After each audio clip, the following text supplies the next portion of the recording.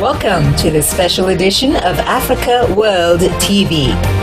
In this edition, Ethiopian-American and Eritrean-American filmmaker, journalist, actor and storyteller Salome Mulugeta speaks with Her Imperial Highness Princess Miriam Senna Asfaw Wossen about the movie One Love. Salome Mulugeta speaks with Her Imperial Highness Princess Miriam as a filmmaker and journalist. Africa World TV requests that you bear with us as we experience internet connectivity and technical issues during this insightful, revealing, and fascinating interview.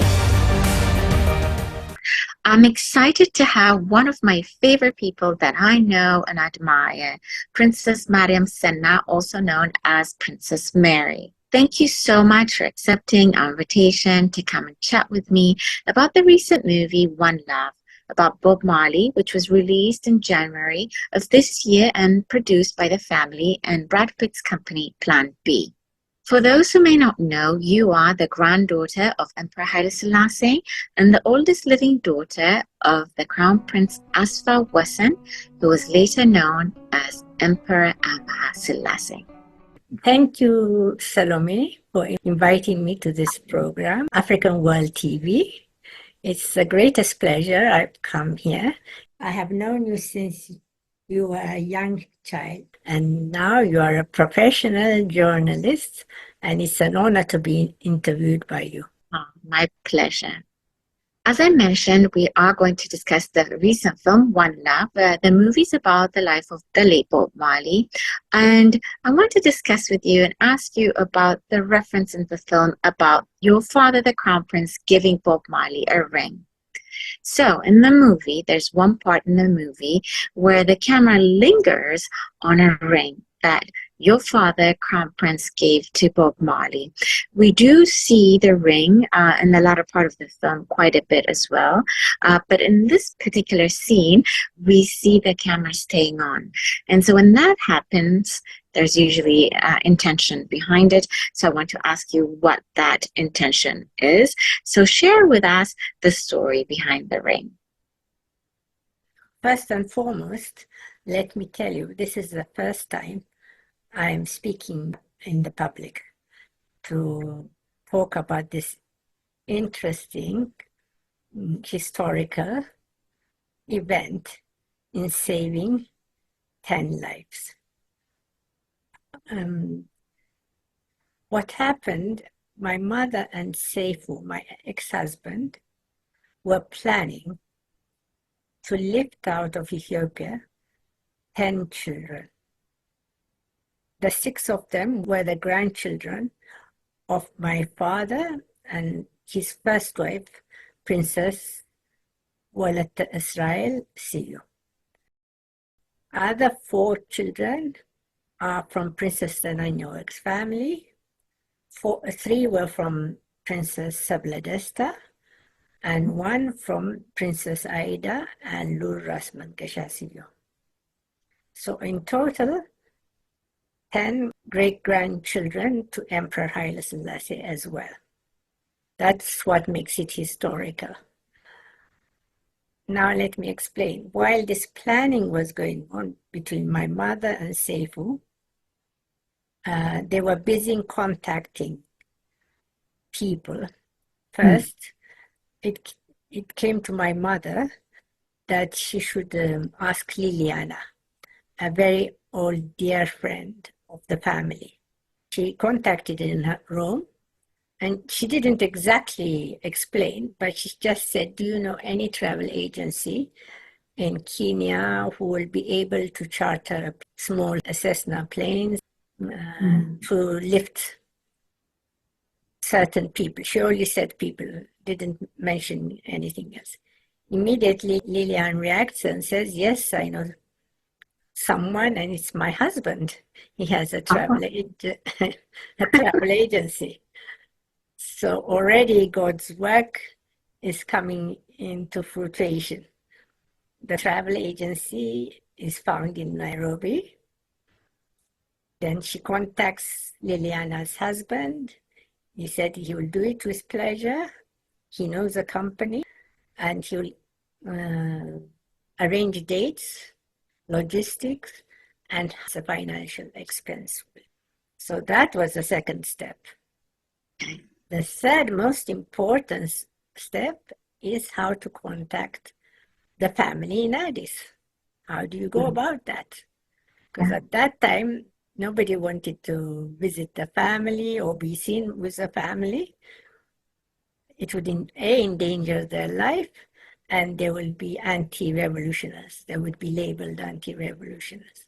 So what happens while they were arranging all these different programs, and my mother gets secretly contacted by Madame Lapin, who is a dear friend of my mother because of her father. Okay, your mother's father. Yes. Okay. How these people meet? My grandfather was in Desi after the war. And Liliana's grandfather was also in Desi. They meet there and they kept the friendship. And Madame Lapin's mother was also in Desi, so she knew Liliana's father very well. Okay. So my mother goes to the Dorchester Hotel, meets Madame Lapin. She gets all the information, latest information about how the revolution is going on. And Madame Lapin also has been, her business, her husband's business has been nationalized. Their home, one of their homes was nationalized too. So she slowly tells her, I've got in touch with Liliane, your great niece. Would you be able to take a letter? I am trusting you 100% that it wouldn't land in the wrong hands. And Madame Lapin says immediately, yes. She asks, she had to explain at that point. And she said, when are you leaving? In a few days' time. So she gets the letter ready. This letter was written on a small piece of paper saying, please, whoever brings this letter is contacting you, is to release the children. When I say release, saying she's a guardianship. She was looking after them while their mother and father was in prison. Princess Ejigayo's children, who are the grandchildren to Lil Twala Desrael. So since she was responsible, she was requested to cooperate, which she did cleverly. She immediately realized and trusted the signature, and immediately contacted Wezaro Segesharo. Wezaro Segesharo is the sister-in-law of Princess Sabladesta, the Judge Machkasa's sister. So the 4 children, she's responsible for them, although they are living with this American missionary family.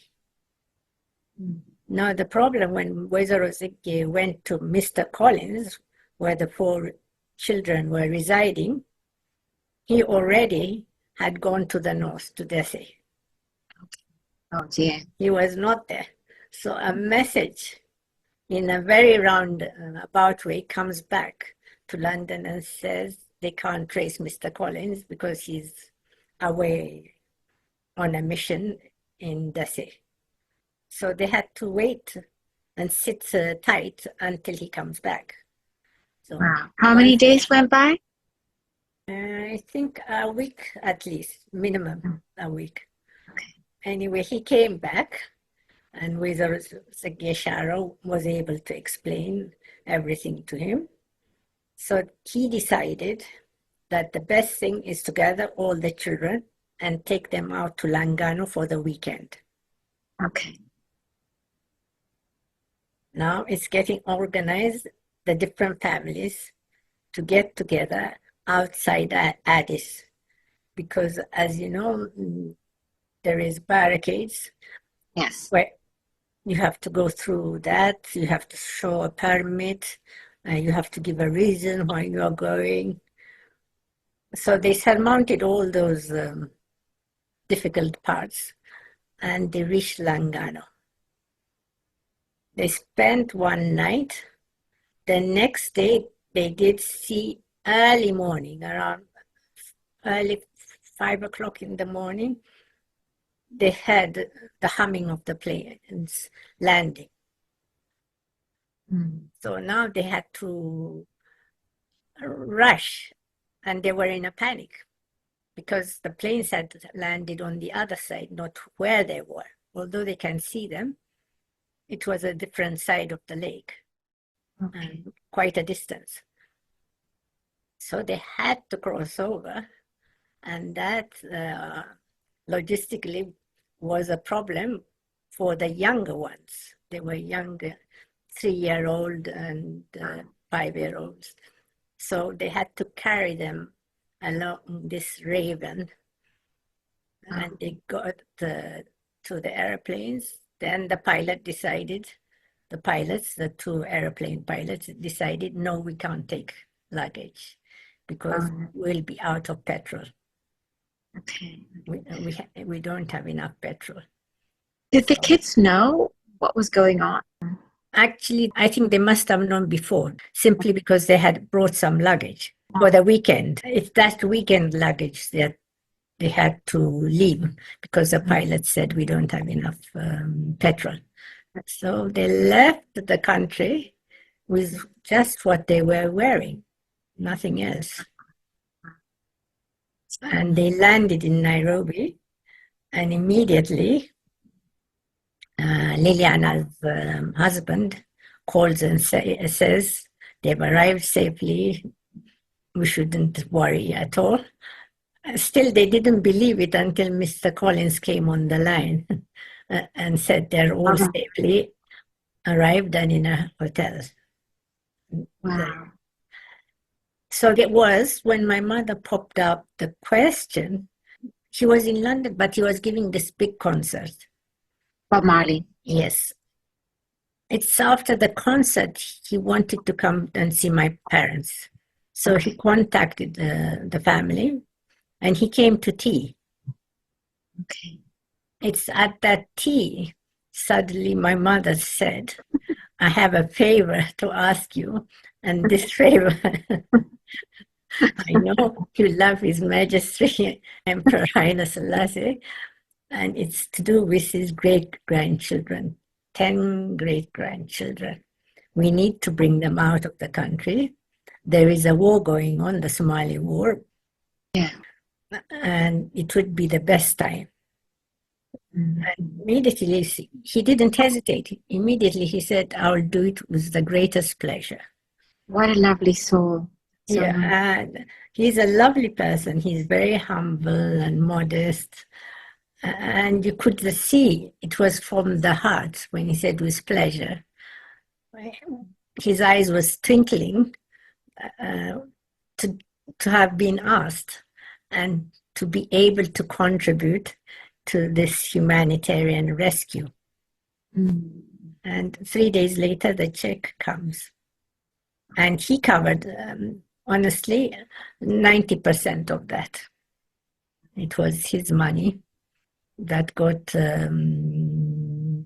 those grandchildren out of the country at a terrible moment where the family, their mothers, grandmother were all in prison. Other relatives were executed. Friends were executed. It was a terrible, terrible time. It was a nightmare. And therefore, it was the greatest gift through this nightmare. God's hand was there, and we consider God did it as a miracle to the family. He carried them throughout. If you remember that footstep, I'm one step behind you, I think was well illustrated in this story. Yes, it's a very fascinating, profound, powerful story. Anything could have gone wrong. Mm-hmm. It's almost like it was a divine order from God. You know, the fact that Bob Marley came to visit your parents and just to have tea after his concert. At that time, your mother had this idea. Mm-hmm. And then the fact that your stepmother in Addis recognized your father's signature is mind-blowing to me. It's like a very powerful God-ordained and orchestrated testimony, if you ask me. Powerful, right? Right, yes. And I'm glad to share it with you for the first time. I'm so thrilled that you're here to tell this story. And I think that it's so fascinating, just that part alone. I feel like someone needs to do a film. Because during that time, your family was in exile, and some, like you said, some people were in jail, some people were killed. It wasn't easy to do something like this. So I think the fact that these people did this and believed in it, the people in Addis, Bob Marley, your parents, to get this done just is, to me, such a captivating story. And I think it would be great if someone could do a film. So I think because we saw it in the film, my thought is that Bob Marley must have really appreciated the ring. And what was on the ring? That's a very good question. Why my father immediately, when he said yes, I would be more than happy to help. My father turned around to Seifu, my ex-husband, and said, I want to give him the ring, the Lion of Judah. That was the ring he had out of Addis.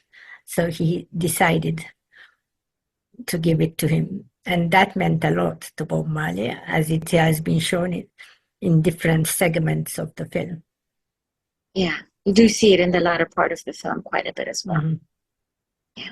So what did you think about the end of the film? Some people think that it may have alluded to the belief by some, the Emperor Haile Selassie is the living God. When he tells Bob Marley at the end of the film, come home. So what are your thoughts about that and that belief? It's not only my thoughts. I think Emperor Haile Selassie, definitely when he visited Jamaica, he had said to the Rastafarian community that he is not a god or a prophet. And I'll quote you of what he said. And this was also recorded by CBC, the Canadian Broadcasting Station. And what he said is as follows. I have heard of that idea. I also met certain Rastafarians. I told them clearly that I am a man, that I am mortal, and that I'll be replaced by the oncoming generation. Oh, wow. And anybody can Google and find this and read the whole interview. And this is in a nutshell explaining that he's a human being, he's mortal, and the next generation will carry on.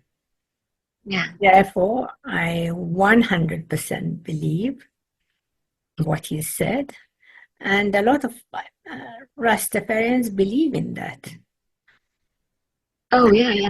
They've converted into Christian. I know Rastafarians who become deacons, who become priests, have converted because of that speech or interview. Yeah. In fact, Bob Marley did convert to Christianity in 1980. On November 4th, 1980, he was baptized and became a member of the Ethiopian Orthodox Church.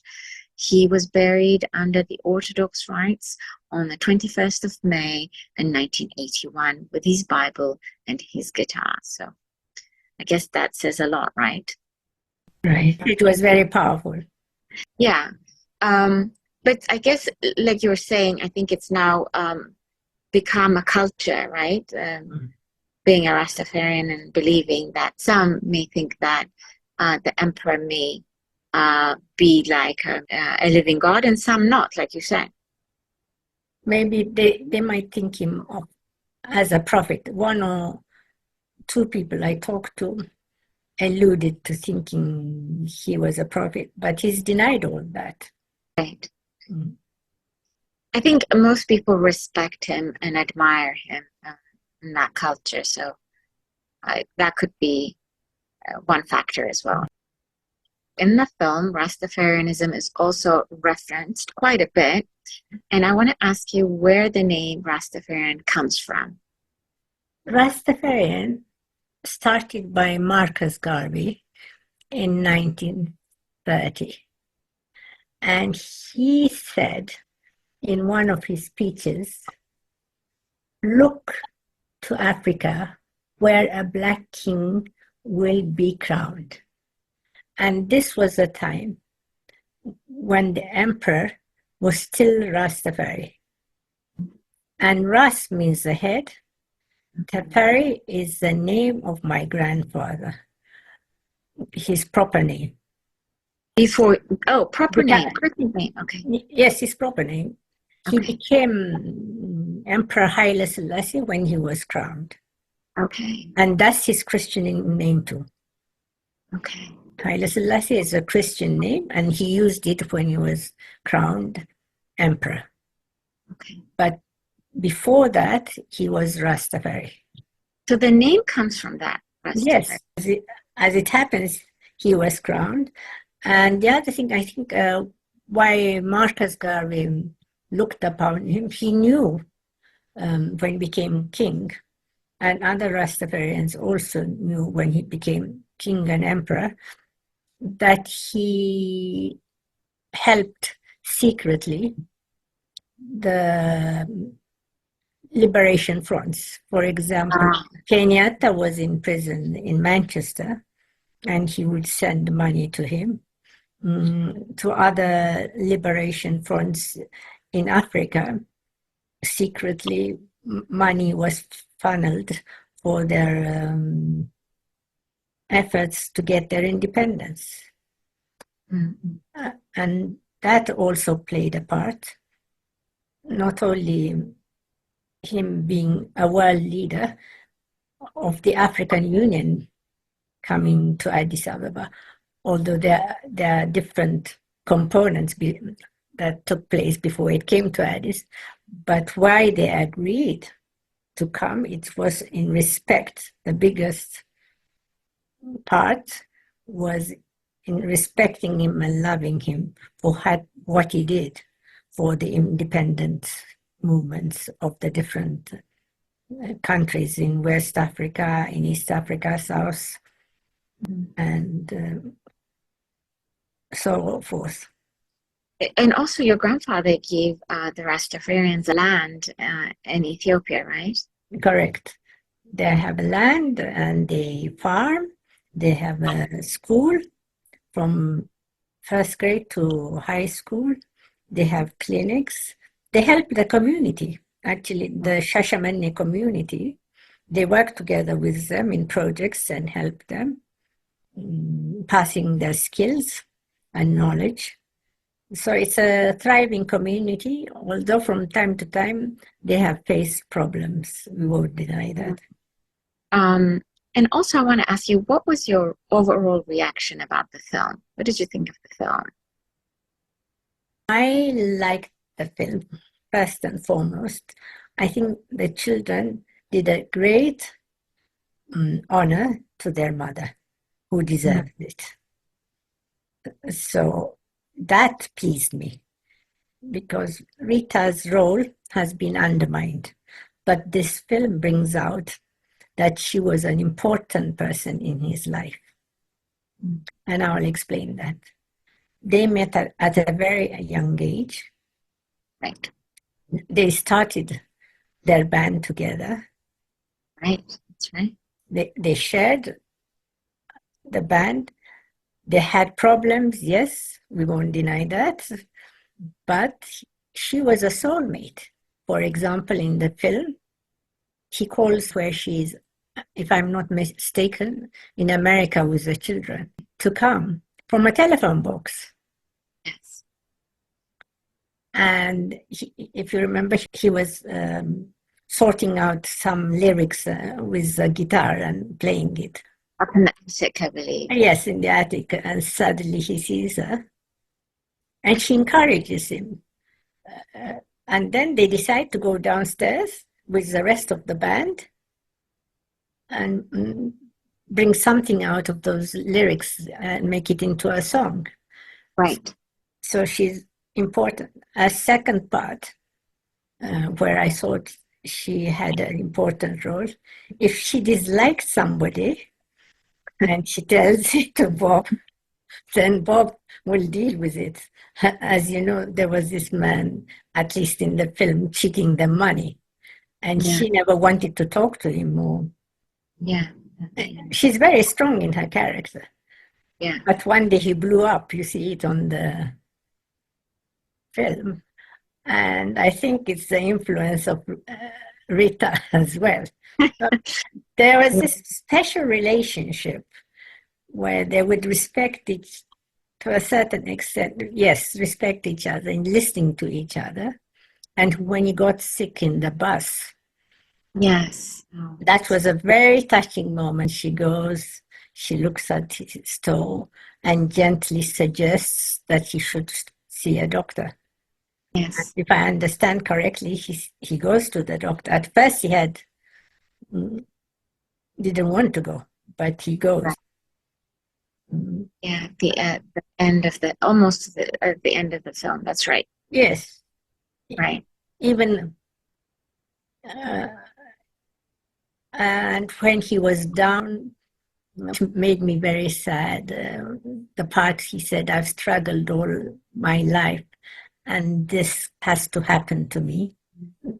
That moment, it's only the two who are sharing this special relationship. That's why I said she is his soulmate. We weren't seeing other people. He really opened his heart and said, why should it happen to me? And then she goes and washes his hair. Yeah. And you see the ring when she washes his hair.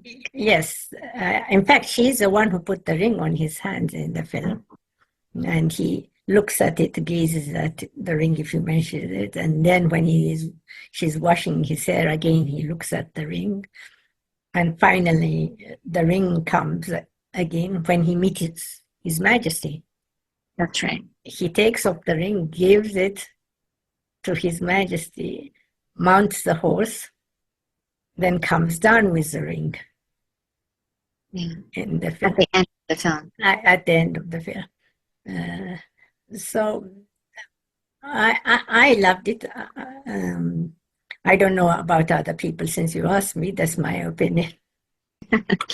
Yeah, just because I think he is such a great figure, right? Bob Marley.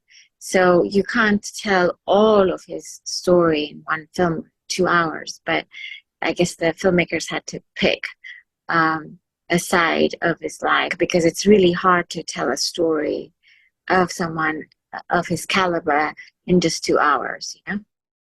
I agree. And even you saw the human touch. He loved football.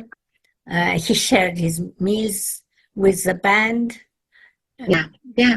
Yes, this shows you. In fact, in one part, it said, I have only one shirt that I'm wearing. And this tells me he couldn't care less about wealth, about other people accumulating money or the gold, whatever. It's not in that league. He wants justice, peace, and justice is through the human rights and to stand up for your rights as well. Yes. For your independence. Yes. He was a philosopher. That's right. Reached a lot of people speaking about these four things: love, peace, justice, and being human. And the young generation appreciated that all over the world. Yeah. In one continent is appreciated. even That's in right. Japan, in Asia, in Africa, in Europe, in America. He's all over the place. Yeah. And in fact, he sang the speech that your grandfather gave at the UN war. Mm-hmm. And what do you think about that song? It's very powerful because what my grandfather said was prophetic. It happened. It will be today is us, tomorrow, and it will be you. And I'm glad Bob Marley sang it because for the people who were seeking independence at the time, like South Africa, Zimbabwe, Mozambique, Angola, who are not yet independent. War was a great song of rallying, arousing, and getting support abroad as well. Yes. I mean, it's still being used around the world now. Yeah. Yes. Because it's got this prophetic meaning of justice is important. Yes, true. Also, I want to ask you about Bob Marley's 60th birthday that was held in Addis in Ethiopia in the year 2000 in the Ethiopian calendar. Why was it held and how many people showed up? What was the turnout like? That 60th anniversary was the idea of Rita and her daughter Sadala, and Dr. Desta was also involved. They wanted to show through the African unity because the theme was Africa Unite. Right. Okay. And Africa Union was in Addis. They wanted to create under Bob's name a cultural event which took place for a week. For example, photography. There were shows of photography by African photographers and others. There were theaters, and there were about 4 concerts in different parts of Addis Ababa. And I think at that time, if I'm not mistaken, between 300 and 500 people had attended that concert because they came from other parts of Africa. There were other singers as well. That came to perform. Yeah. So it was not only Ethiopians, there were other people who came. And the young generation, as you know, they're very excited. They understand his message. Yes. Talks to them. Yeah. Yes. And I think Bob Marley also contributed for the future, like Bob Geldof and the others. I think he paved the way for that as well. We have to appreciate it. From then on, the musicians saw the power of their instrument and their words and their singing, that it can be a fundraiser, they can make a difference to the African continent in a humanitarian capacity. So we have to give Bob credit for using his voice and his talent to raising awareness in the political arena. Yeah, so if one is given a gift, they have to share it, right? Exactly. So obviously he did that very well. I agree. Just out of curiosity, how did one become a prince or princess during Emperor Haile Selassie's monarchy? I know Ethiopia is a republic country now, but yet there are a lot of people who have the title of prince or princess. Just wondering, how does that work? Well, here I'm going to be cheeky. I don't know from where they're mushrooming all these princes and princesses, but they have.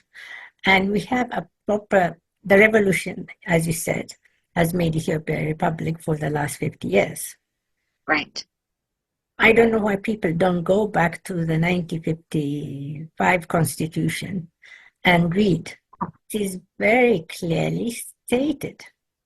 It's the emperor that gives the title and nobody else. And now people take it onto their hands when they feel like it. They are prince and princesses if they have some hereditary link to the monarchy. But that's not the case. I will tell you, for example, I'll talk about myself. I was made a princess because Emperor Haile Selassie gave the order, not because I was born the crown prince's daughter. It was given to me by my grandfather, Emperor Haile Selassie.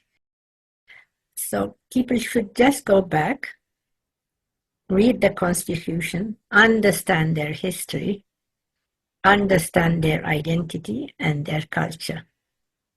Unless you understand the past, you can't go forward in the present and the future.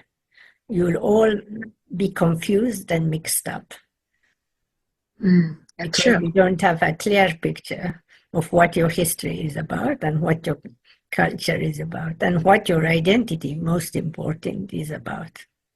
So I suggest to the young generation, they just can Google the Constitution and see exactly what it says. So last but not least, I have a fun question for you.